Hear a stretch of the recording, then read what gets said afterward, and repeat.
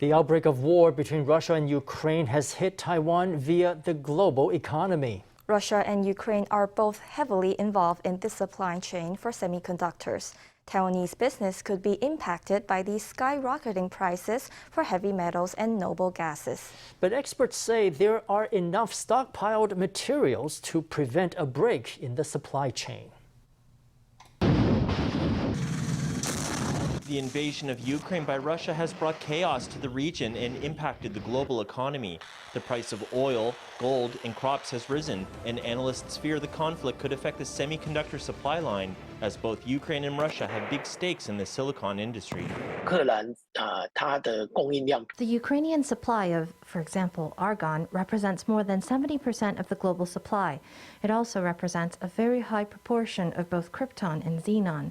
The stores at semiconductor fabs probably have about 6 months' supply. So basically, it won't have a massive effect, but what it will impact is prices.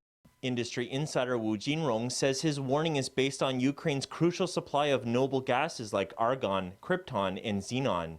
Meanwhile, a third of the world's supply of the heavy metal palladium comes from Russia. The stocks in Taiwanese semiconductor fabs should be sufficient to avoid a bottleneck, but prices are uncertain.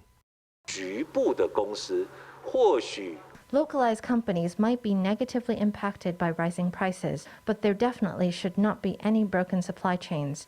Even rising prices should be more of a problem for medium and small semiconductor companies because their purchasing power and bargaining power is slightly weaker than those of large companies. When Russia invaded Crimea in 2014, the price of neon skyrocketed more than tenfold.